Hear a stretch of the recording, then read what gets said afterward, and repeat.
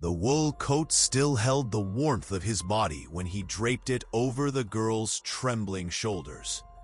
Colonel William Vance would never be able to fully explain what made him stop his buggy that night in June of 1954. The rain was coming down thick and cold, the kind that turns dirt roads into red clay mud that clings to wheels and horseshoes alike. Maybe it was the way she was curled up under the old oak tree, knees pulled against her chest, or rather, against a belly so swollen that even the heavy rain couldn't hide it. Maybe it was because for a split second, in that wet and lost silhouette, he saw another woman, another time, another rain. But a farming man doesn't think too long before acting, and William Vance was, above all, a farming man. He pulled the reins hard. The horse stopped, snorting, steam rising from its nostrils into the freezing air. The buggy's lantern swayed, casting dancing shadows on the muddy road. The town of Cold Springs was more than an hour away, but Vance farm, his land, his world, was just over the hill. The colonel stepped down from the buggy with the heavy movement of a man carrying 52 years of hard labor on his back and knees. The rain soaked his cotton shirt in seconds. "Miss," his voice came out harsher than he intended. It always did. "You all right?" She didn't even look up. She just shivered harder. Her thin arms wrapped around herself as if that could protect her from anything. Her simple cotton dress was so wet it clung to her skin, outlining every rib, every curve of a belly that betrayed 7, maybe 8 months of pregnancy. Her bare feet were caked in mud up to the ankles. Her long black hair streamed water like a gutter. "Miss, do you hear me?" He crouched down, knees cracking, and that was when he saw her face. Young, too young, 19, 20 at most. Hollow cheeks, lips blue from the cold, eyes squeezed shut tight, as if closing them could make the world disappear. "You need to get out of this rain. You'll catch pneumonia out here." She opened her eyes slowly. They were brown, almost black, deep as a well. And they were completely empty. There was no fear in those eyes, no shame, nothing. Just an exhaustion so deep, it seemed older than she was. "Let me die then, mister." The voice came out weak, choked. "I got nowhere else to go anyway." William Vance was not a sensitive man. 15 years a widower, raising a daughter alone, running the farm with an iron fist, he had earned a reputation for being hard, closed off, a man who didn't smile even on feast days. Since Eleanor died, Eleanor, his wife, his companion whom he had loved in a simple and true way, he had built a wall around his chest, not by choice, by necessity. Too much pain softens a man, and a farming man cannot afford to soften. But something about that soaked, pregnant, defeated girl under the oak tree broke a stone in that wall. He took off his wool coat, the good one, the one he wore to town, and threw it over her shoulders. "Get up." "No need, mister. Get up." It wasn't a request. It was an order. The same voice he used with the ranch hands, with the drovers, with anyone who tested him on Vance Farm. "This ain't no place for you or that child." She looked at him with a mixture of confusion and mistrust, as if kindness were a foreign language she no longer spoke. "Sir, you don't know what I didn't ask." He extended his hand, calloused, scarred from barbed wire and rope. "And I ain't gonna ask, but you're gonna get in that buggy. You're gonna come to my farm, have some hot broth, and sleep in a dry place. Tomorrow we'll see about the rest." The tears came then, mixed with the rain. She took his hand, her small, freezing hand inside his large, warm one, and let him pull her up. Her legs barely held her weight. He held her firm, waited for her to balance, and guided her to the buggy. He helped her up, covered her with a tarp he kept on the seat, took the reins, and urged the horse on. Neither spoke during the ride. Only the sound of rain on the tarp, wheels in the mud, the horse snorting. William glanced sideways once and saw she had closed her eyes again, clutching his coat against her chest as if it were the most precious thing in the world. He didn't know it yet, but that gesture, taking off his coat in the rain, would change everything. Not just for her, for him too. The big house of Vance Farm appeared at the top of the hill, lit by lanterns in the windows. It was a solid timber construction, with a wide porch and a slate roof. 3 bedrooms, a large parlor, a spacious kitchen with a wood-burning stove, comfortable without being ostentatious. To the side, the small family chapel where Eleanor was buried, with a white cross that shone even in the dark. When the buggy stopped in front of the porch, the door opened, and Martha, the cook who had worked on the farm since before the colonel was born, appeared with a lantern in hand. "Lord Almighty, Mr. Vance, what a storm! And who is—" Her voice died when she saw the girl. Her eyes widened, her mouth opened, closed, opened again. "Who is that, sir?" "A girl I found on the road." He stepped down, went to the other side, and helped the girl down too. Her legs were shaking so bad, he had to hold her by the waist. "Fix some hot broth and ready the back room. She's staying here tonight." "Tonight?" Martha came down the porch steps, eyes fixed on the girl's belly. "Mr. Vance, you know what folks are gonna—" "I didn't ask what folks are gonna say, Martha." His voice cut like a knife. "I asked you to fix some broth and ready the room." Martha shut her mouth. She knew the boss long enough to know when to argue and when to obey. She nodded and ran inside, muttering under her breath about decency and what the late Miss Eleanor would say if she were alive. William led the girl inside. The heat from the wood stove hit them as soon as they entered. Smell of smoke, fresh coffee, day-old bread, the smell of home. The girl stopped in the middle of the room, dripping water onto the pine floorboards, eyes taking it all in. The big wooden table, the simple chairs, the shrine on the wall with the Virgin Mary, the wooden rosary hanging there. "Sit down." He pointed to the chair nearest the stove. She obeyed, slowly, as if every movement hurt. Martha returned with a fluffy towel and a wool blanket. She tossed the towel into the girl's lap without a word, but her look said it all. "What mess has the boss gotten into now? What's your name?" William poured himself coffee, steady hands holding the tin mug. The girl wiped her face, her hair, stayed silent for a long time. When she spoke, her voice was so low, he almost didn't hear. "Marianne." "Marianne what?" "Just Marianne." She looked at her hands. "I don't have the right to a family name anymore." William took a sip of the bitter coffee. He didn't press. Martha came back with a steaming bowl of chicken soup with rice, placed it in front of Marianne with a spoon. The girl looked at the food as if she didn't believe it was real. Her hands shook when she picked up the spoon. The first spoonful went in slow. The second, faster. By the third, the tears returned, silent, falling into the broth. "When was the last time you ate?" William's voice was softer this time. 3 days. She wiped the tears with the back of her hand.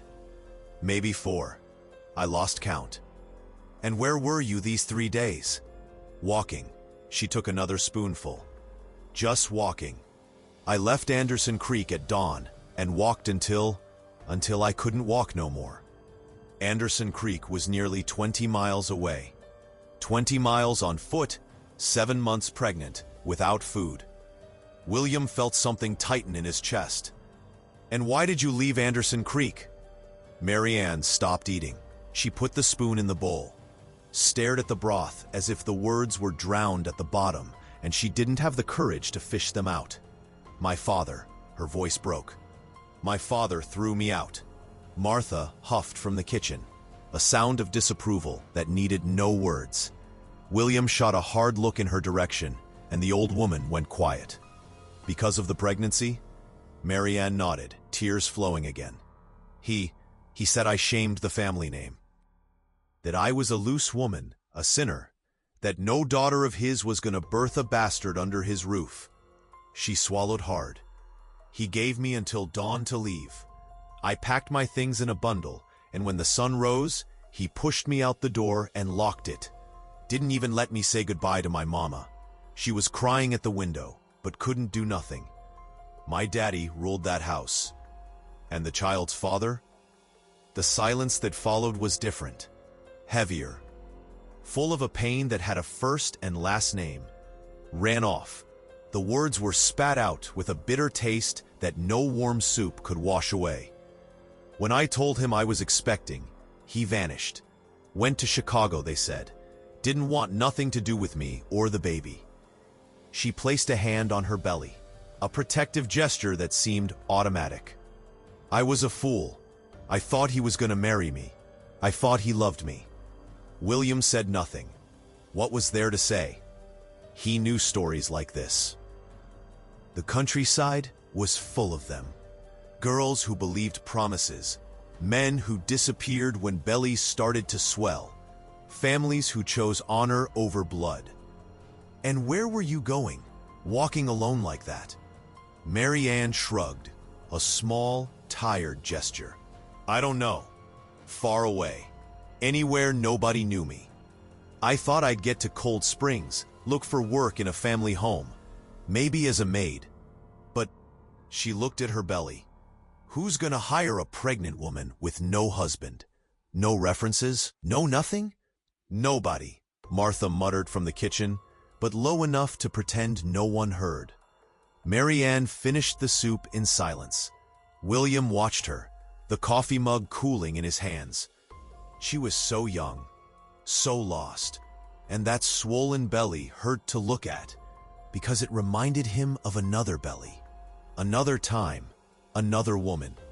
Eleanor was 19 too when she got pregnant the first time.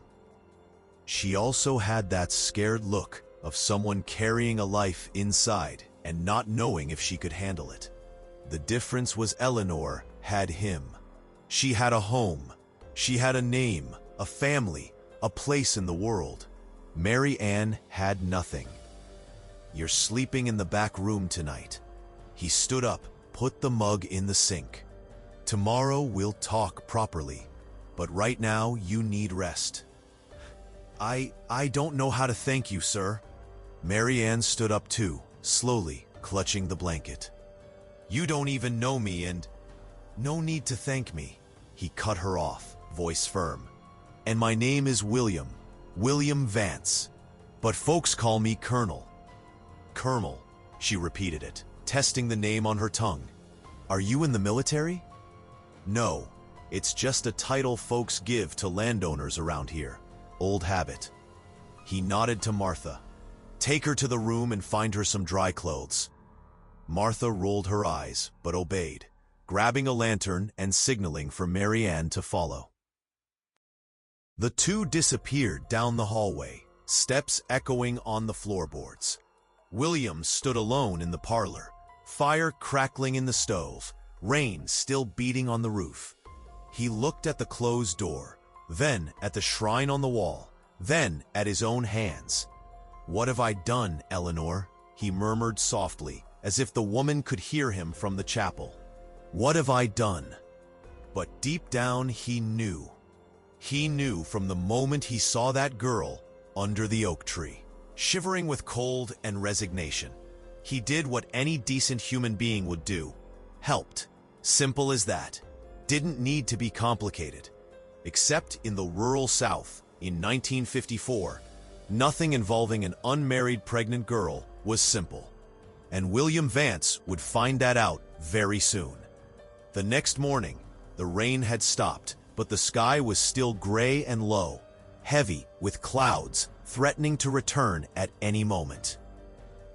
William woke with the rooster crowing at 5, as always, and when he went down to the kitchen, Martha was already there making coffee and biscuits. "She's still sleeping," Martha said before he even asked. "Didn't move a muscle all night. Must be tired as a mule." William poured coffee and went out to the yard.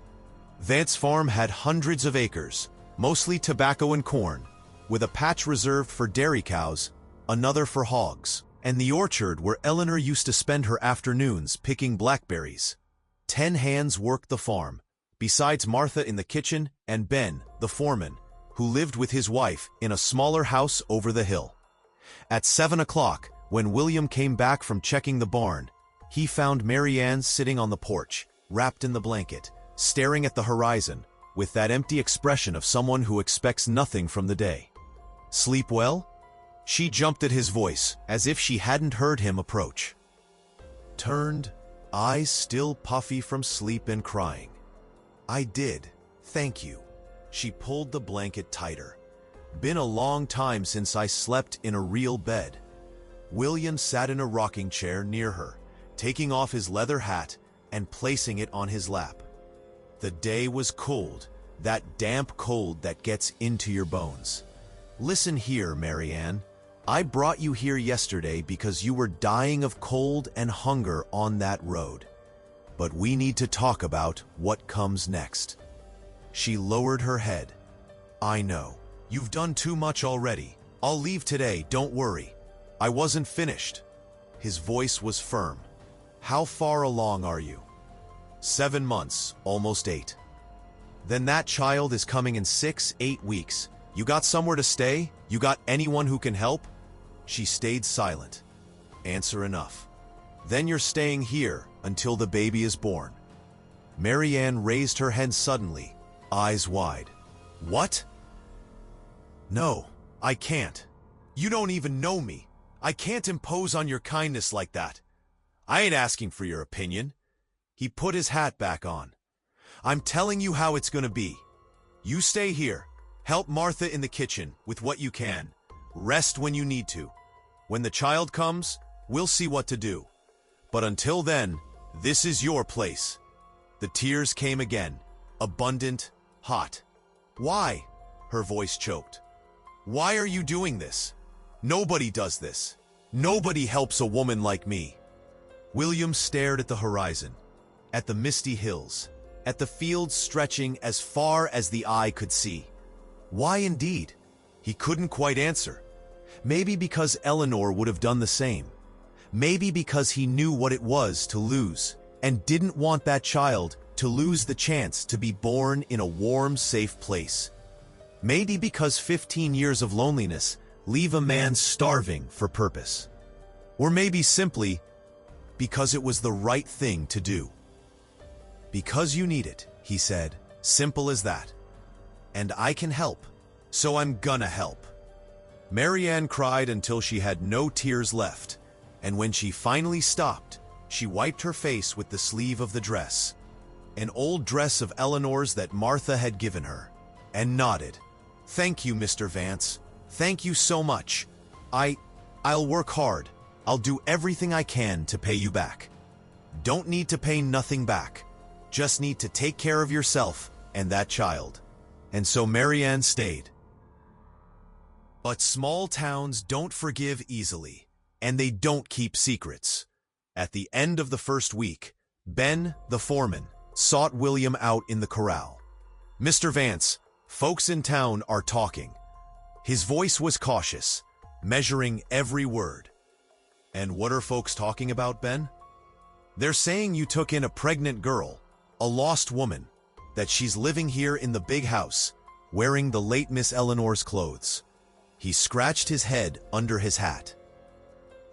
"Rumor is running that, well, you know how folks are." William stopped fixing the fence and looked at the foreman with those gray eyes that didn't blink when he was serious. "And what do folks think I should have done? Let the girl die on the road?" "No, sir. But maybe taken her to the priest, or to some family home in town, or nothing." He went back to hammering the fence. "She stays here. And what folks think don't matter to me. Never did." Ben sighed. He knew the boss. Knew that when he set his mind to something, he was like a mule. Wouldn't move even with a prayer. All right, sir. Just warning you. Folks are gonna talk, and they're gonna talk ugly. Let them talk. And folks talked. Lord Almighty, how they talked. At the following Sunday service, because William still went to service, out of respect for Eleanor, who was devout, the looks were like knives. Women whispered behind their fans. Men averted their eyes or nodded, but with that short, cold nod of someone who greets but disapproves. Even the reverend, during communion, held the bread a second too long before placing it in his hand, eyes full of silent reproof. After the service, at the church door, Mrs. Higgins, the biggest gossip in Cold Springs, tongue sharp as a razor, came straight at him. Colonel Vance, her voice too sweet to be sincere. I heard you've been doing charity work. How nice. But charity has limits, doesn't it? An unmarried pregnant girl living in your house. I wonder what the late Eleanor would say. William placed his hat on his head slowly, eyes fixed on hers. Mrs. Higgins, you knew my wife. You know she had a heart bigger than this entire church. She would say I'm doing what's right. And if you have a problem with that, that's your problem, not mine. He turned his back and walked away, leaving Mrs. Higgins open-mouthed in the churchyard, surrounded by women whispering even louder now. When he got back to the farm, he found Mary Ann in the kitchen, helping Martha prepare lunch. She had gained a little weight, cheeks less hollow, color returning to her face. But her eyes still carried that deep sadness, as if a part of her had been left on that dirt road and would never come back. How was the service? She asked, shyly. Same as always. He wasn't going to tell her about the looks, about Mrs. Higgins, about the weight of feeling a whole town judging his choices. Lunch almost ready? Yes, beans, rice, greens, and fried chicken. She stirred the pot, steam rising and fogging up the imaginary glasses she didn't wear. Martha taught me how to make chicken so it stays tender. She's a saint, putting up with me in the kitchen. Martha huffed, but there was a half smile at the corner of her mouth. The old woman had resisted at first, but Mary Ann had a sweet way about her, a genuine gratitude for every small kindness that was softening even the hardest heart. And Martha, deep down, didn't have such a hard heart. Days went by. Mary Ann settled into a rhythm on the farm, woke up early, helped in the kitchen, tended the vegetable garden, fed the chickens. In the afternoon, when the sun got milder, she sat on the porch with a basket of clothes to mend. William sometimes passed by and saw her there, sewing in silence, hands stroking her belly every now and then, eyes lost on the horizon. One afternoon he stopped and asked, "You scared?" She raised her eyes, needle paused in the air. Of what? Of the birth. Mary Ann stayed quiet for a moment, then nodded slowly. I am. My mama always said childbirth is death's door, that some women go in but don't come out. She looked at her belly. But I'm more scared of this child growing up with nothing. No name, no family, no nothing of what I dreamed of giving a child of mine. The child will have love, and that's already more than a lot of folks have. She smiled, a small, sad smile. You're too good, Mr. Vance. Too good for this world. Ain't good. Just doing what I can. But that night, alone in his room, William opened the cedar chest in the corner, Eleanor's chest, where she kept her precious things, and stared at the wooden rosary, the yellowed wedding veil, the letters she wrote to her mother but never sent. And deep down, underneath everything, he saw an envelope he had never seen before. Yellowed by time, sealed. He picked up the envelope, turned it over. Nothing written on the outside.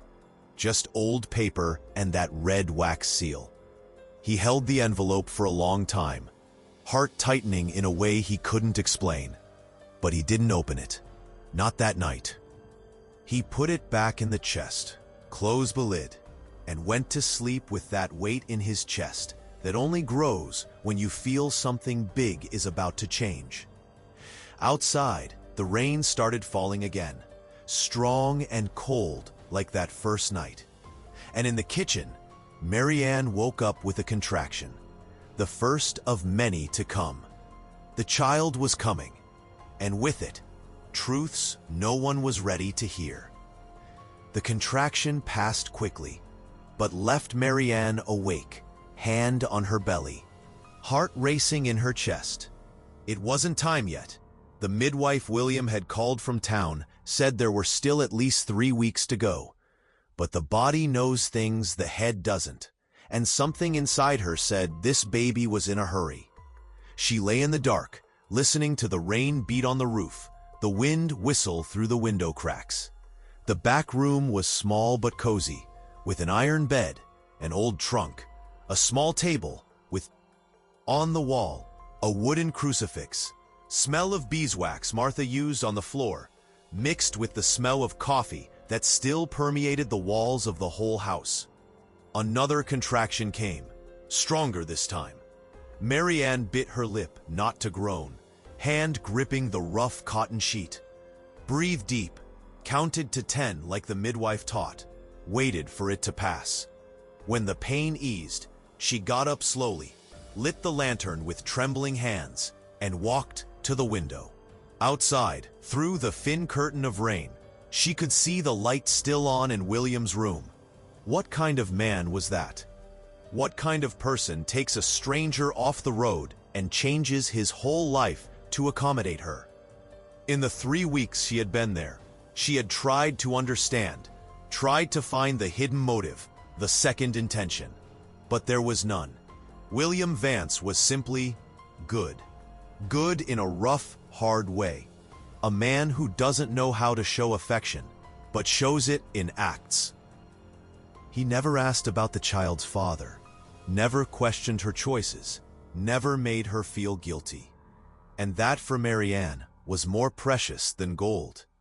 She went back to bed and tried to sleep, but sleep didn't come.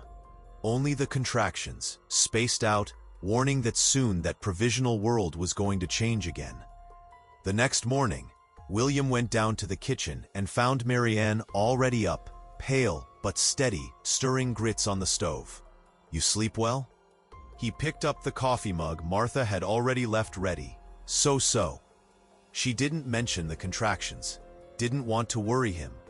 Maybe they were just those false contractions the midwife talked about. Dreamt of rain. It's raining for real now. He nodded at the window. Gonna be a day to stay indoors. And it was. The rain continued all day, turning the yard into a mud pit and the roads into rivers of red clay. The hands worked on what they could, fixing harnesses in the workshop, organizing the barn, shucking corn under the shed. William spent the day between the farm ledgers and trips to the corral to check if the cows had enough feed. It was mid-afternoon, when he was coming back from the shed, soaked to the bone, that he saw the man. He was standing at the gate, holding the reins of a thin, wet horse. Tall, scrawny, 30-something, with a thin mustache and small dark eyes that moved everywhere like a cornered animal. He wore a city suit, already kind of worn, and a felt hat dripping water. Afternoon. The voice had a different accent, more drawn out, maybe from the city. "This Colonel Vance's farm?" William stopped, hand instinctively going to the knife he always carried at his belt. "It is. And who wants to know?" "Name's Dale Ferguson." The man stepped down from the horse, tied the reins to the fence. "Came a long way." Looking for a person. Something about the way he said person made William's stomach turn. "What person?" "A girl, Marianne." Dale took off his hat, shook off the water, put it back on.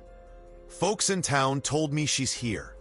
The silence that followed was heavy as stone. William didn't move, just stood there in the rain, measuring the man in front of him. There was something wrong with him, something fake, slippery. "And what do you want with her?" "Want to talk." Dale took a step forward. That child she's expecting is mine. The words fell like lightning. William felt the anger rise hot in his throat. This was the man, the coward who ran, the son of a who left Marianne alone, pregnant, thrown out of her house by her own father. You got nerve showing up here. William's voice came out low, dangerous. After abandoning her, after leaving her to die on a road. You got nerve. I didn't abandon nobody. Dale raised his hands, a gesture trying to be conciliatory, but only looking defensive. I just needed time to get organized, to fix things in the city, to get money. And now I'm back. Back to get her and the child. Get her? William took a step forward, eyes fixed on the other man's eyes. You think she's gonna want to go with you, after everything? She will. Dale smiled, a thin, confident smile William wanted to wipe off with a punch. Because I'm the father, and because she loves me. Loved. The voice came from behind, weak but firm. The two men turned. Marianne was standing on the porch of the house, holding the wooden pillar for balance, face white as paper. She was shaking, but not from cold. It was rage, fear, a mixture of feelings she couldn't name. Mary, Dale took a step toward her, voice turning honeyed. Mary, my love. I'm back. Don't call me that. She came down the steps slowly, the huge belly making it hard. You got no right to call me that. Mary, listen. No. She got close enough to see the lies swimming in those small eyes. I waited for you to come back. Waited until my daddy threw me out, until I had to sleep on the street, until I almost died of cold on that road. The tears came, but the voice didn't break. Where were you? I'll explain, Mary. I had to. You ran. She spat the words. When I told you I was pregnant, you vanished. Didn't even say goodbye. Nothing. You used me and threw me away. Dale looked around, saw William standing there, the ranch hands who had appeared at the barn door, attracted by the raised voices. Change tactics. All right, I messed up. I admit it. I should have stayed. But I'm here now, ain't I? Came to get you. Came to do the right thing. He extended his hand. Come with me. We'll go to the city. I'll get a place for us, a job. We'll start over. Marianne looked at the extended hand as if it were a venomous snake. I ain't going nowhere with you. Mary, I said no. She took a step back. You had your chance. You chose to run. Now, I choose to stay. Dale's face changed. The mask of the repentant man fell. What appeared underneath was cold, calculating. That child is mine. Mine by law. I have rights. You got no rights. William stepped between Dale and Marianne, voice cutting like glass. You abandoned this girl, disappeared without a trace. And now you want to show up here pretending to be a good man? Get off my property. I'll leave, but I'll be back, with the law if need be. Dale pointed a finger at Marianne. That child is mine, Mary. And I'm gonna have what's mine. He mounted the horse with a jerky movement, pulled the reins violently, and galloped off down the muddy road, disappearing into the curtain of rain. Marianne collapsed. Her legs gave out and she fell to her knees in the mud, hands clutching her belly, sobbing. William crouched beside her, took her by the shoulders. Come on, come inside. He's gonna take my baby. The words came out broken by sobs. He's gonna take it. I know he will. The law is on his side. He's the father, and I am nothing. Nobody. No. William lifted her carefully, held her firm.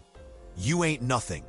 You are the mother of this child, and as long as I have breath, nobody is taking this baby from you. Nobody. He carried her inside.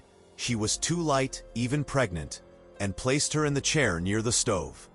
Martha came running with a blanket and hot tea. Mary Ann shook all over, eyes lost, hands protective over her belly. "He's gonna come back," she repeated like a prayer. "He's gonna come back and take my son. He won't." William knelt in front of her, forced her to look into his eyes. "Listen here, Mary. I don't know what that man wants, but he ain't having it.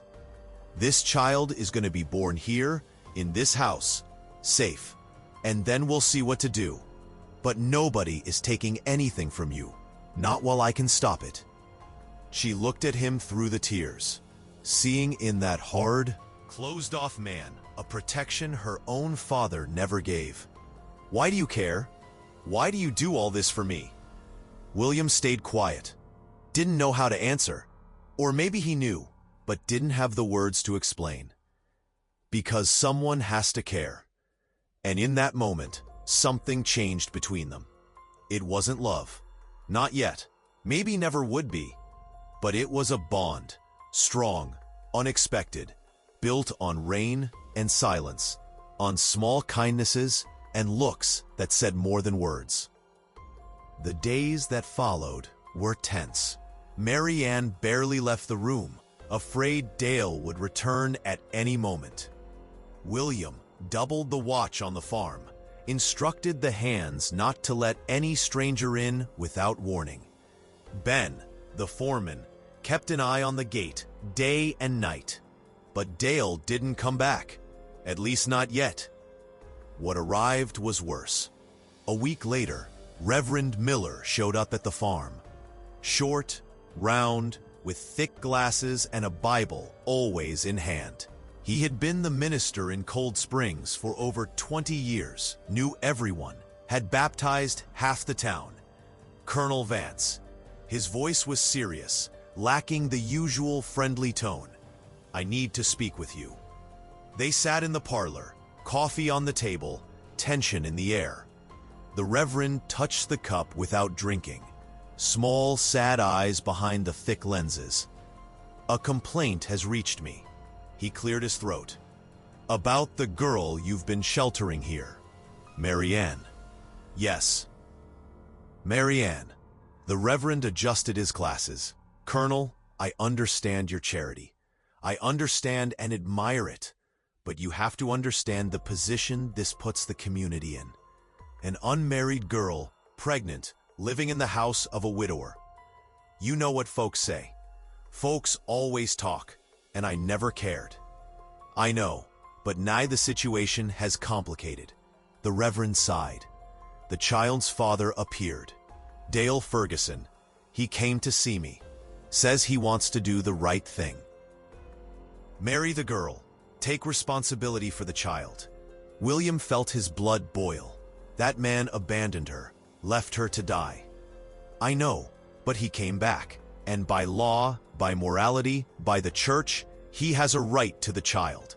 He is the father. Father ain't who makes." William slammed his hand on the table, making the cup rattle. "Father is who raises, who cares. And that man ain't father of nothing." The Reverend shook his head, sadness in his eyes. "Colonel, I didn't come here to argue. I came to warn. Dale is going to speak to the sheriff. He's going to file for custody of the child when it's born.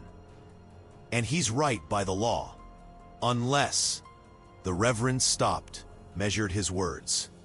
"Unless the girl marries someone else." The silence was deafening. "You're suggesting I marry her?" William spoke slowly, every word heavy. "I'm not suggesting anything. I'm just saying that if Mary Ann has a husband when the child is born, a good man, of means, respected, the law would favor him, not the biological father. And the church? The church would approve a marriage like that?" The Reverend scratched his chin. "The church prefers to see a child grow up in a stable home than in the hands of a man of dubious character. You are a widower. It is no sin to marry again. And the girl, well, she needs protection." William stood up, went to the window, stared at the rain still falling, thin and persistent. Mary, he had never thought about it. 15 years a widower, 15 years of silent mourning, 15 years building a wall around his heart. And now a preacher was there, suggesting he marry a girl he barely knew, just to protect her from a scoundrel. "I'll think about it. Don't take too long." The Reverend stood up, put on his hat. Dale is persistent. And the law moves slow, but it moves. When the Reverend left, William stood alone in the parlor, the weight of that conversation crushing his shoulders. Mary. He looked at the shrine on the wall, at the image of the Virgin, at Eleanor's rosary still hanging there. "What do I do, my love?" he murmured. "Tell me what I do." But the saints stayed silent, as always. That night, after dinner, he found Mary Ann on the porch. She was sitting on the floor, difficulty climbing onto the chair with that belly, looking at the stars that finally appeared after days of rain. She had a shawl over her shoulders, and her hands rested on her belly in a gesture that was already automatic. "Can I sit?" William asked. "It's your house." She gave a half smile, but her eyes were sad. He sat beside her on the wooden floor, back against the wall. They sat in silence for a while, only the sound of crickets and wind in the trees. "The Reverend came today. I saw. He said Dale is going to try to take the child, that he has the law on his side." Mary Ann closed her eyes, pain crossing her face. "I know. I always knew this would happen, since he showed up here." She opened her eyes, looked at her hands. "And I got no way to fight. I got nothing. No name, no family, no money. Nothing I can use against him. There is one thing we can do." She turned to him, confused. William took a deep breath. "We can get married." The silence that came was absolute. Mary Ann stared at him as if she hadn't understood the words. "What?" "If we marry, the child is born inside a marriage. I become the legal father. And the law favors the husband, not the biological father." He looked at his own hands, large and calloused. "It would be just on paper, to protect you and the child. Nothing more." The tears came again, but this time they were different. Not of pain, but of a confusion of feelings she couldn't process. "Mr. Vance, I can't ask that of you. You've done too much already. Too much. And now, Mary? Tie your life to mine? No, I can't." "You ain't asking, I'm offering." He finally looked at her. "Listen, Mary, I don't know if it's the right thing. I don't know if it's the right thing. But I know I can't stand by and watch that man take this child. And I know you don't deserve that. You deserve peace. Deserve safety." He paused. "And if marrying me gives you that, then that's what we're gonna do." "But you loved your wife. I saw the way you look at her picture, the way you care for her things. I can't. I'll never be her." "I ain't asking you to be her."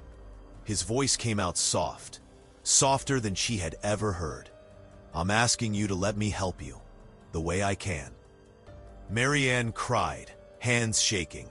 Cried for everything she had lost, for everything she had gained. For that impossible man who had appeared in her life on a rainy night and changed everything.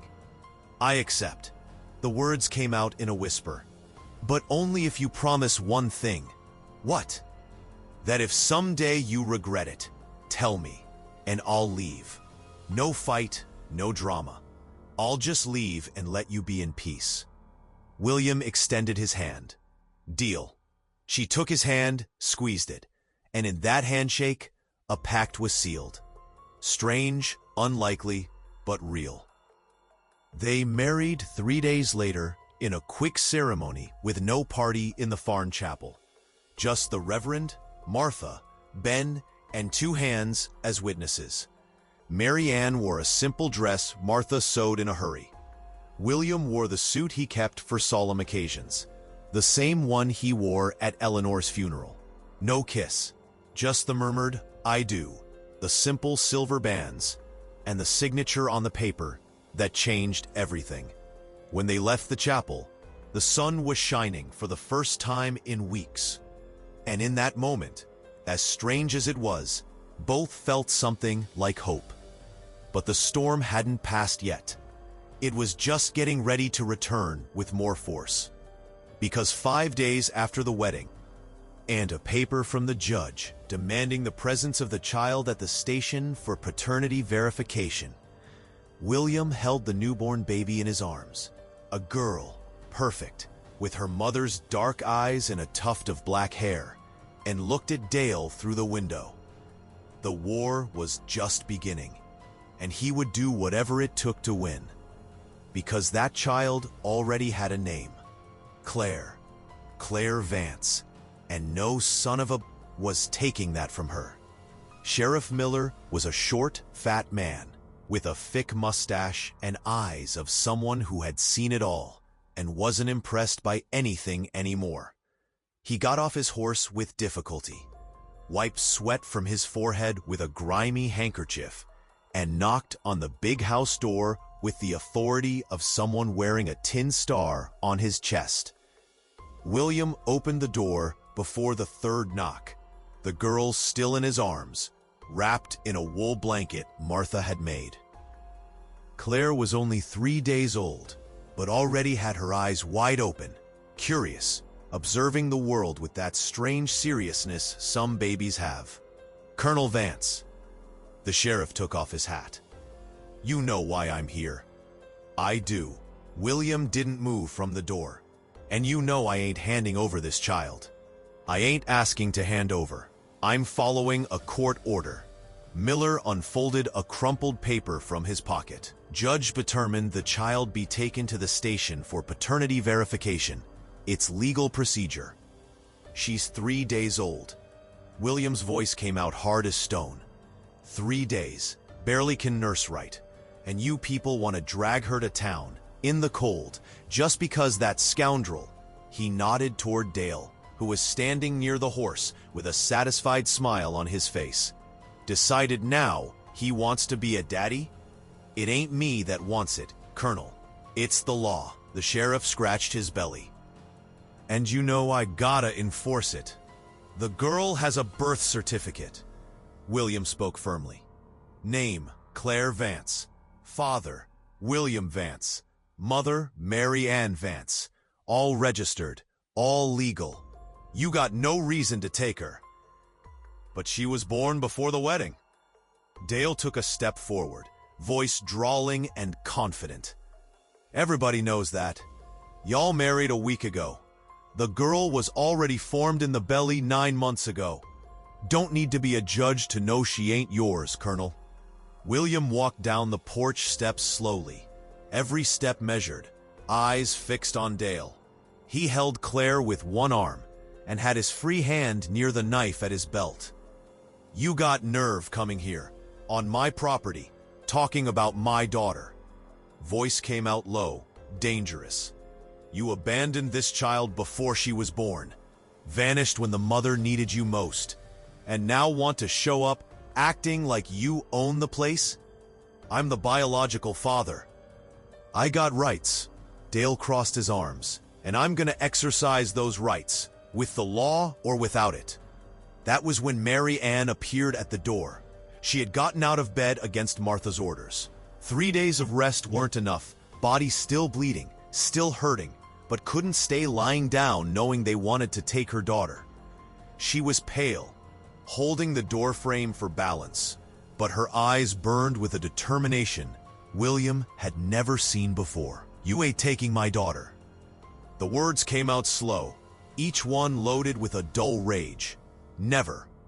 Dale looked at her and something passed across his face.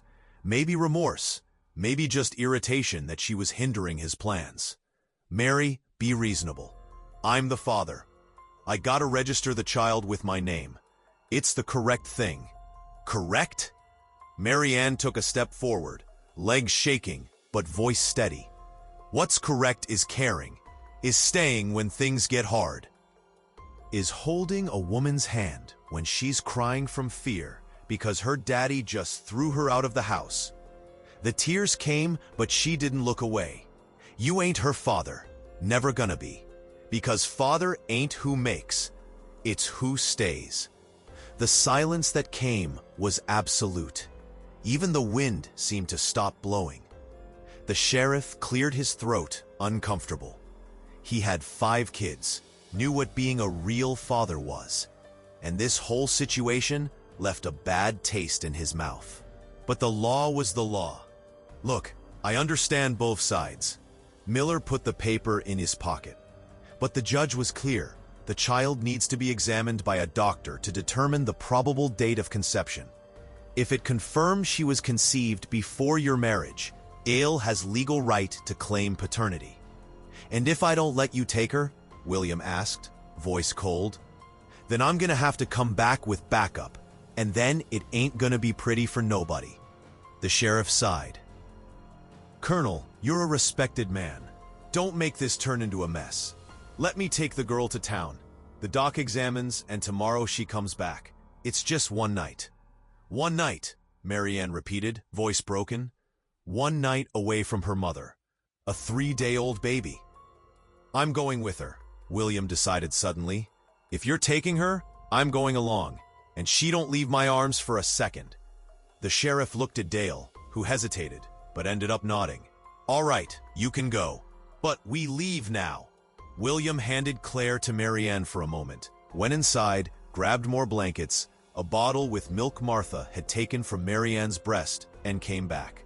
Took the girl back, wrapped in all the blankets he had, and mounted his horse carefully, holding the baby against his chest. Marianne stood on the porch, hands pressed against her empty chest, watching them go. Martha came from behind and hugged her, but there were no words to comfort that pain.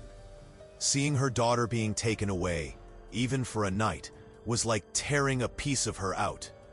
The trip to Cold Springs took 2 hours. Claire cried halfway there, hungry, and William had to stop to give the bottle. His large, calloused hands held that small body with a care he didn't even know he had. Dale watched from a distance, eyes fixed on the child. And William felt a shiver go up his spine. There was something wrong, something he couldn't identify. When they arrived in town, the sun was already setting. The doctor, Dr. Edwards, an old man with white hair and shaking hands, examined Claire quickly, measured, weighed, checked reflexes, noted everything in an old notebook. By my assessment, this child was born exactly on time. 9 months, full gestation. He took off his glasses, wiped them on his coat sleeves. If you want my professional opinion, she was conceived in September of last year. September. William and Marianne had married in June, 2 months before the birth. So it's proven. Dale slammed his hand on the table. The child was conceived before his marriage. She's mine.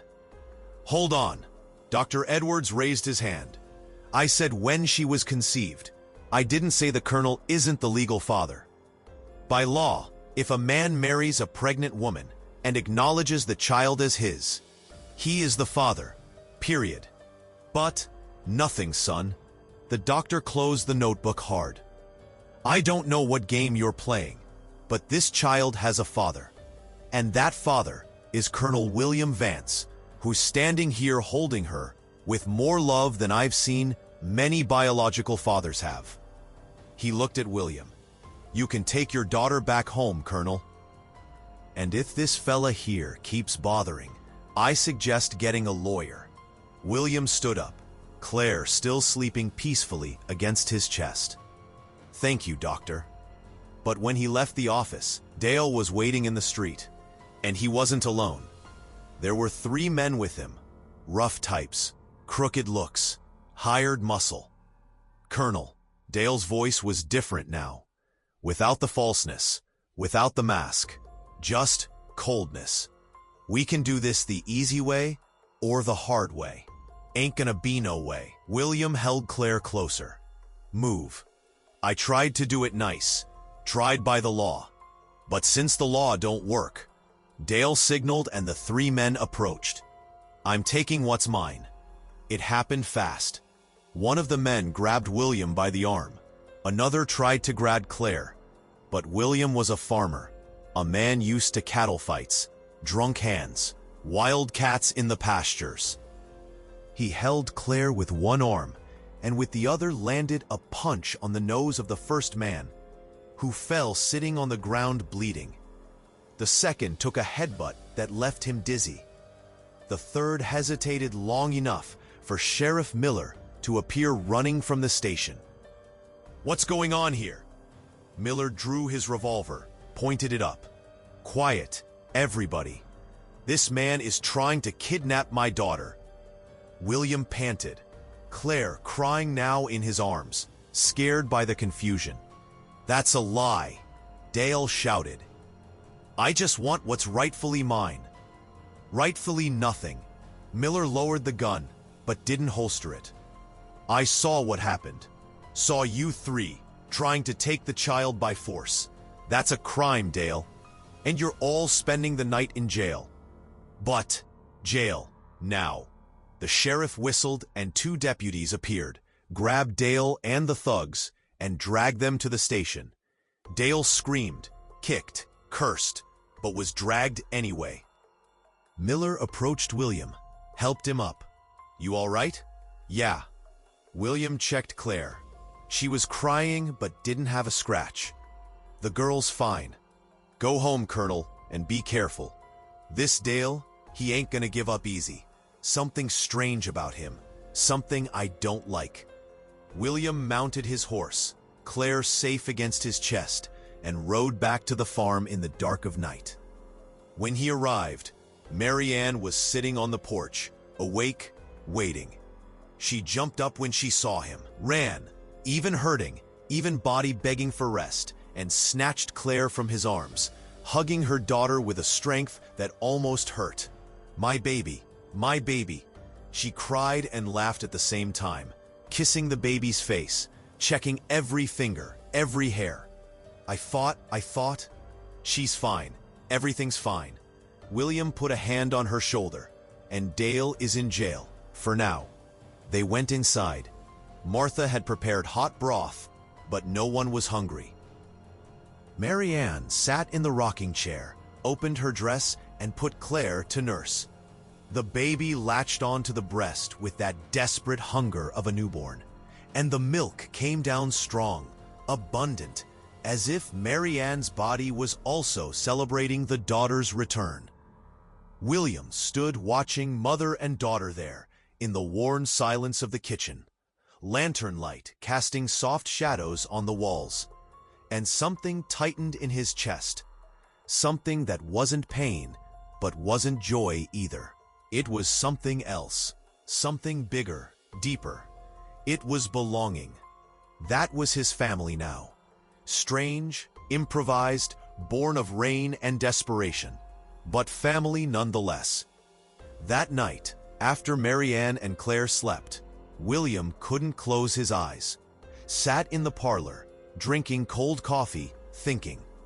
There was something about Dale that didn't make sense. Why so much persistence? Why so much effort to take a child he himself had abandoned? And that was when he remembered. The envelope, that yellowed envelope at the bottom of Eleanor's chest. The one he had never opened. He went to the bedroom, opened the chest, rummaged through his late wife's things until he found the envelope. Red wax seal still intact. Hands trembling slightly. Took a deep breath and opened it. Inside was a letter, written in Eleanor's neat handwriting, dated 15 years ago, weeks before she died. My dearest William, the letter began. If you are reading this, it is because I am gone, and there are things I need to tell you. Things I kept out of fear, out of shame, out of love. Our daughter is not your daughter by blood. I know these words will destroy you, and forgive me for that. but you need to know the truth. Before you and I married, I had a brief relationship with a man who passed through my father's farm. He promised marriage, promised love, and I, foolish and young, believed him. When I found out I was pregnant, he had already left, disappeared. My father threw me out. I was alone, with nothing, with no one. That was when you appeared. You, William, with your hard way but good heart. You saw me on the road, going to town to look for work, and offered help, offered marriage, said it didn't matter whose child it was, that it would be yours just the same. And it was. Our girl is yours, William, not by blood, but by love. You are the only father she knew, and the best father she could have. But I lied about one thing. I said the father had died. He didn't die. He came back. Came back when our girl was 2 years old, wanting money. Said if I didn't pay, he would tell everyone the child was his. I paid everything I had saved, and he went away. But men like that always come back. If someday he appears again, if he tries to take our daughter, show him this letter. Show that he is a blackmailer, that he is a coward, that he has no right. Our girl is yours, William, forever. With all my love, Eleanor. William's hands shook so much, the letter almost fell to the floor. He read it again and again. The words dancing in front of wet eyes. Eleanor, his Eleanor, had gone through the same thing as Mary Ann, and he had done for her what he was doing now.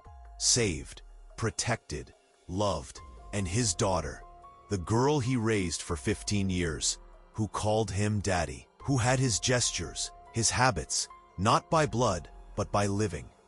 She wasn't his biologically, but she was his in every way that mattered. And suddenly everything made sense. Why he stopped to help Mary Ann that night. Why he cared so much. Why he married her without thinking twice. It wasn't just kindness, it was recognition. It was seeing in her story, the story Eleanor lived. It was the chance to do again what he had already done right, once. William wiped the tears with the back of his hand, folded the letter carefully, put it in his shirt pocket right next to his heart. The next morning, Dale was released from jail. The sheriff couldn't hold him more than a night without formal charges, and Dale, smart, hadn't done anything that could be proven as a crime. It was the thugs who attacked, not him. At least, that's what he said. But before leaving town, Dale went to the house of the most expensive lawyer in Cold Springs. Mr. Sterling, known for winning impossible cases, provided the payment was good. And the payment was good, very good. Because Dale didn't want Claire for love. He wanted her for the inheritance. His mother had died 6 months ago, leaving a fortune in land in upstate New York. But in the will, she left a clause. The inheritance would only be released when Dale fulfilled his paternal responsibility and assumed the child he abandoned. The old lady knew about Mary Ann's pregnancy, knew and disapproved of her son's attitude, so she tied the money to fatherhood. And Dale, who had already spent everything he had on gambling and drink, needed that inheritance. Desperately. Claire wasn't a desired daughter. She was the key to a safe. But William didn't know that yet. He would only know later, when it was too late, when the fire had already started. Because 3 nights later, Mary Ann's house in Anderson Creek, the house where she grew up, where she was kicked out, caught fire. A violent blaze that consumed everything in hours. And when the firemen put out the flames and searched the rubble, they found 2 charred bodies. Mary Ann's parents, dead. The news reached Vance Farm by a drover passing by. Mary Ann was on the porch, sewing. Claire sleeping in the crib William had built. When she heard, the needle fell. The cloth fell. Everything fell. She didn't cry. Just stood there, staring at nothing, face white as lime. "My mama," the words came out in a whisper. "My mama." William hugged her, but she was rigid, cold, in shock, couldn't process. The father who expelled her, the mother who didn't have the courage to defend her, both dead, at once, burned. "Was it an accident?" she asked, voice distant. "Said it was." The drover scratched his head. "But folks are saying the door was locked from the outside, that it might have been." He didn't need to finish. Marianne looked at William, and in her eyes was a cold, terrible certainty. It was him. It was Dale. "Don't know that." "I know." She pulled away from the hug. "I know he's taking everything from me, my family, my past. So I have nothing. So I'm forced to hand over Claire." And in that moment, something broke inside Marianne. Sadness turned to rage. Rage turned to determination. She went into the house, picked Claire from the crib, held the daughter against her chest. "I won't let him." She looked at William with eyes on fire. "I won't let him take my daughter. I'm gonna fight. Fight to the end." William took Eleanor's letter from his pocket, held it out to her. "Then read this." Marianne read, tears finally coming, running down her face as her eyes scanned the words. When she finished, she looked at William with a mixture of amazement and gratitude. "Your wife, she, dash. It was you," William said, simple. 15 years earlier, and I saved her, like I'm saving you now." He took the letter back, folded it carefully. "And this letter is our weapon. Proves Dale is a blackmailer, that he did this before, that he's no good." But Eleanor didn't name him. No, but cited the pattern. And with witnesses, with the doctor, with the reverend, we build a case. Marianne hugged him then. For the first time since they met, she hugged him for real. And William hugged her back, feeling the weight of that woman and that child in his arms. Feeling the responsibility, but also feeling something more. Something he thought he would never feel again. It was family. It was home. It was the kind of love that chooses to stay, even when it would be easier to leave. They buried Marianne's parents 3 days later, in a small, sad funeral. Almost no one from town showed up. Folks still whispered about the fallen woman who married the colonel. But William was there. Martha was there. Ben and the Hands were there. And Marianne wasn't alone. When the coffin went down, she threw a flower, just one, and murmured a goodbye no one else heard. Then they went back to the farm, and it was there, in the silence of the night, that William made a decision. Tomorrow we go to the sheriff. We tell everything. The letter, the attacks, the fire. We end this once and for all. And they went. But what they didn't know was that Dale had already beaten them to it. When they arrived at the station, Sheriff Miller was waiting, and his face was grave. "Colonel, Mary." He pointed to the chairs. "Sit." "What is it?" "Dale filed a lawsuit. He's requesting full custody of Claire." Miller sighed. "And he's got a very good lawyer. Very good indeed. But we have proof, and so does he." The sheriff pushed an envelope across the table. This arrived today. Witnesses saying Marianne abandoned her family, was expelled for inappropriate conduct, is mentally unstable. Lies! Marianne slammed her hand on the table. All lies. I know, but in court, it's word against word. Miller scratched his belly. "You're gonna need a lawyer, a good one." "Then we get one." William stood up, determined. "And we fight, for as long as it takes." And they fought. For 2 months, it was a legal battle. Hearings, witnesses, documents. William spent money he didn't have. Marianne testified 3 times. digging up the pain all over, again and again. Eleanor's letter was presented as evidence of a behavioral pattern. Dr. Edwards testified. The Reverend testified. But Dale had money, and money bought witnesses, bought judges, bought truth. Until one day, the sentence came out. Shared custody. Claire would spend 6 months of the year with William and Marianne, and 6 months with Dale. When the judge banged the gavel, Marianne collapsed. Right there, in the courtroom, she fell to her knees and cried like she had never cried before. William lifted her, carried her out, and on the way back to the farm, neither said a word. There were no words. But when they arrived home, Martha was waiting on the porch, and she had an envelope in her hands. "This came for you today, ma'am." She handed it to Marianne. From a woman, didn't say her name. Marianne opened it with trembling hands. Inside was a letter and a photo.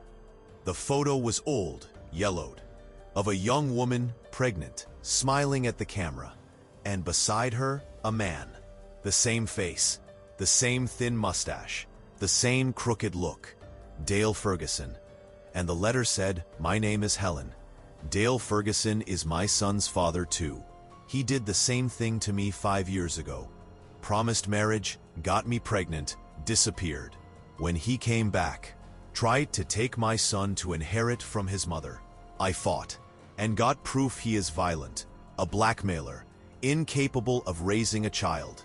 These proofs are attached. Use them, save your daughter, because I saved my son." William took the attached documents, police reports, photos of bruises, testimonies, an arsenal of proof against Dale. Marianne looked at William, and for the first time in months, smiled. "We got him." And they did. William's lawyer, Mr.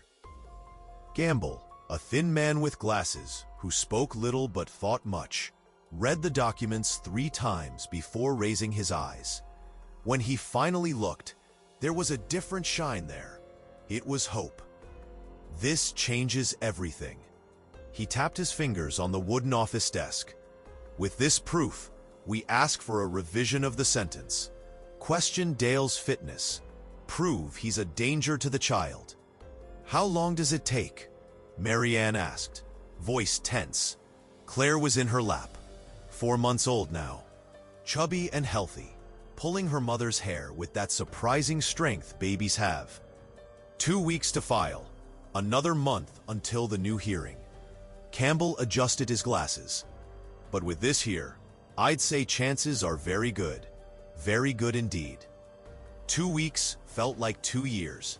Marianne barely slept, woke up in the middle of the night checking if Claire was still breathing, still there, if no one had come in and taken her away. William tried to calm her, but he himself was restless. Increased security on the farm, put 2 hands at the gate day and night, and started sleeping with a knife under his pillow.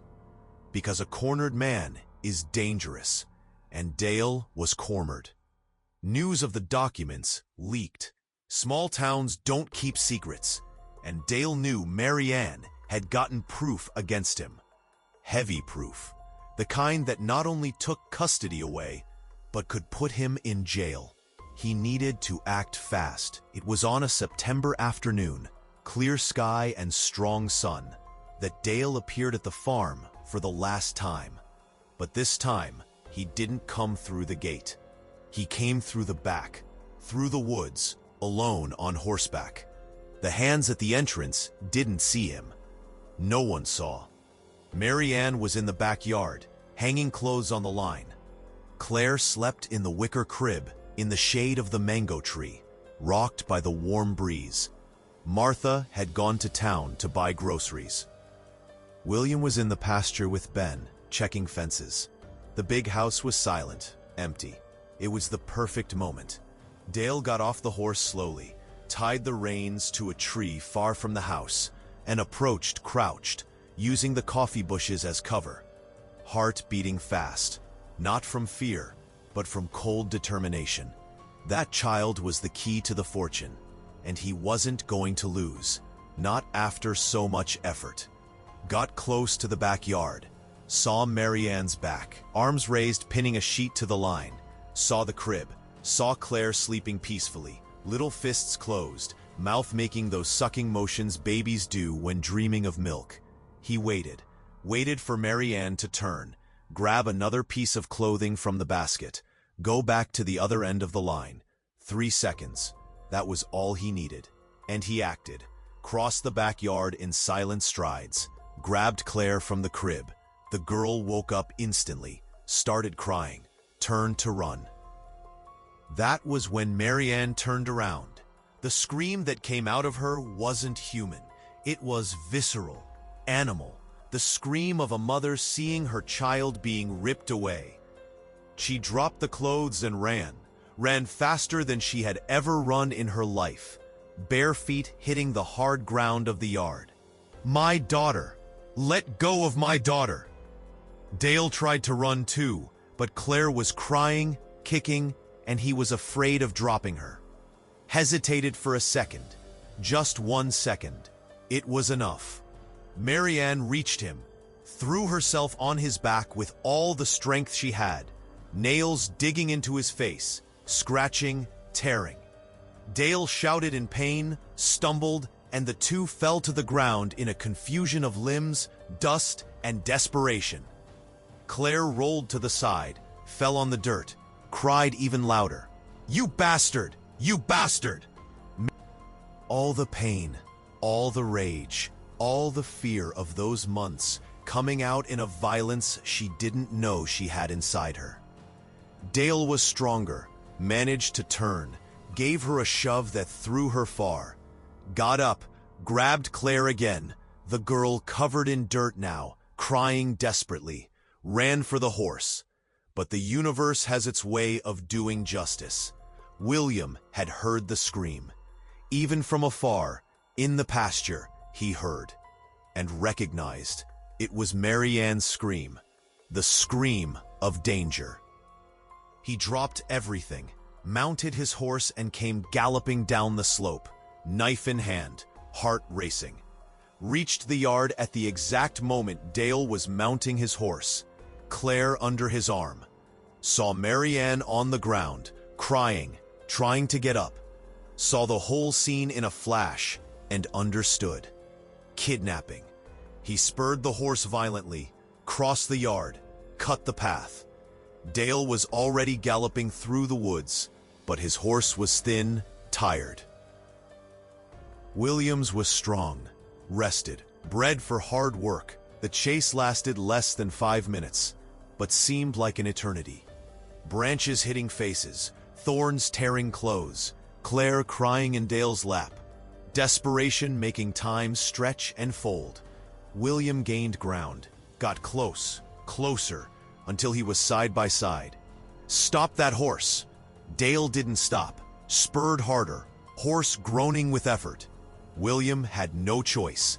Leaped from his own horse, threw himself on top of Dale, and both hit the ground violently. Claire flew from his lap, fell into the brush, and in that eternal second, William felt his heart stop. But she fell into a clump of soft grass. Fell crying, but fell well. William got up first, grabbed Claire before Dale could react, checked if she was hurt, scraped knee, face dirty with earth and tears, but whole, alive. He hugged the girl against his chest, with a strength that almost hurt, hand shaking with relief. Dale got up too, but didn't try to take the child again. Knew he had lost. His eyes were those of a cornered rat, looking for an exit that didn't exist. "It's over, Dale." William's voice came out low, controlled, but underneath boiled a rage he needed to control, not to kill that man right there. "It's over." "She's my daughter." Dale spat the words, desperate now. "Mine. I have rights." "You got no rights at all." William took a step forward, Claire safe in his arms. "You're a coward, a blackmailer, a child thief. And when the judge hears about this, and he will hear, I'll make sure of that, you're going to jail. For attempted kidnapping, for violence, for everything. I need her.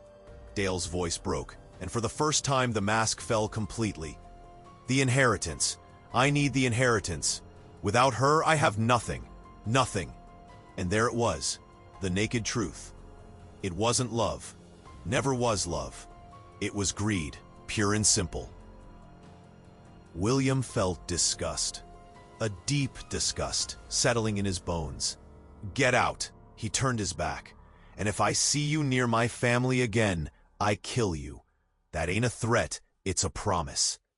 Dale stood there, dirty with earth, bleeding from the scratches Marianne had made, completely defeated.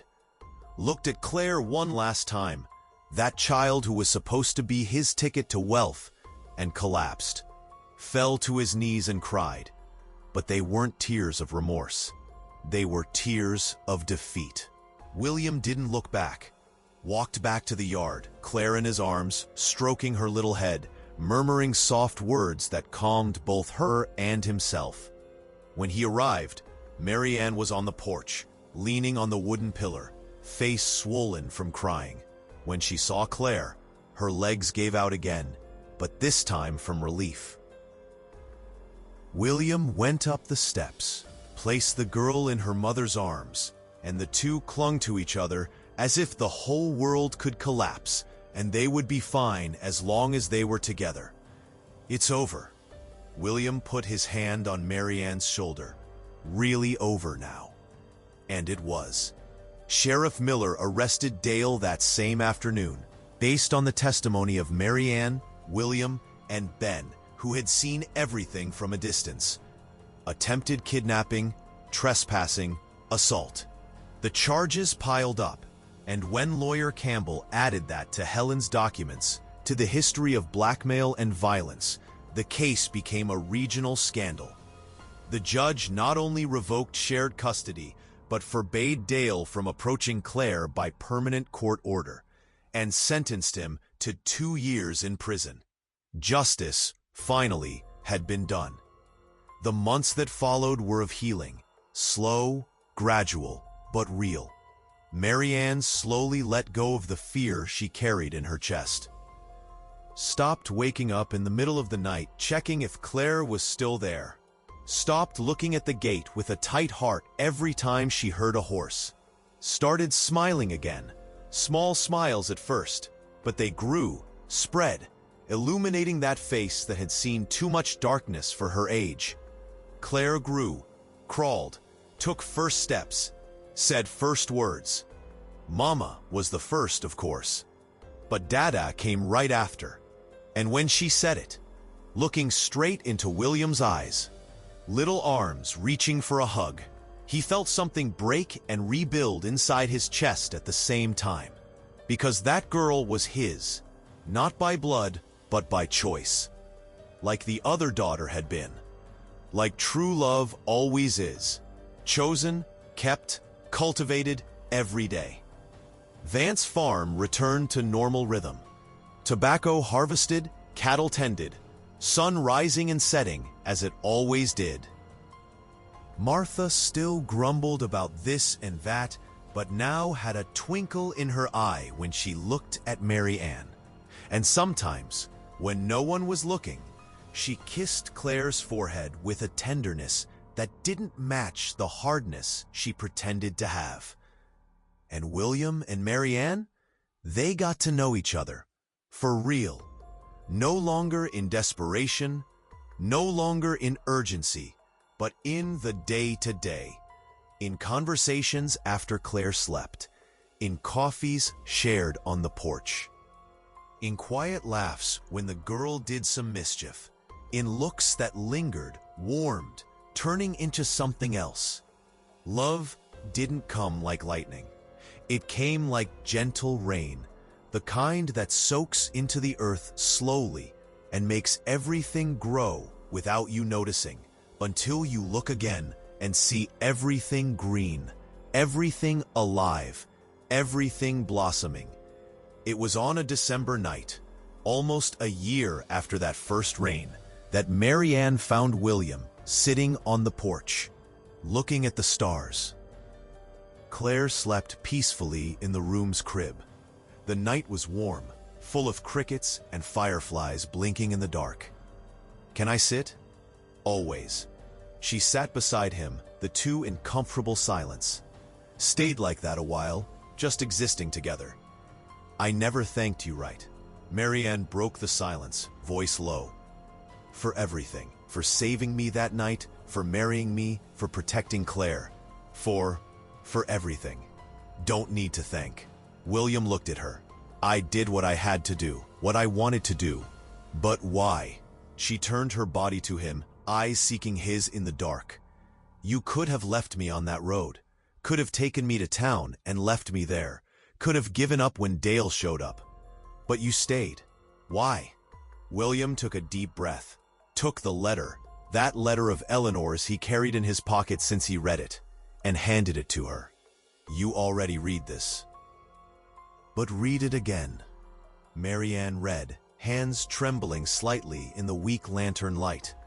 When she finished, folded the letter slowly and returned it. "You saw her in me." "I did. But wasn't just that." He put the letter back. "When Eleanor died, I died a little too. Spent 15 years just breathing, without really living. And then you showed up. And with you came the chance to do again what I had done right once. To save what could be saved. To start feeling something again." The tears came, silent, running down her face. "I love you." The words came out in a whisper, but weighed tons. "I don't know when it happened. If it was when you covered me with the coat, or when you held Claire for the first time, or when you fought for us even without needing to. But it happened. I love you, William." He stayed quiet, heart beating strong, irregular, as if it had forgotten the rhythm and was relearning.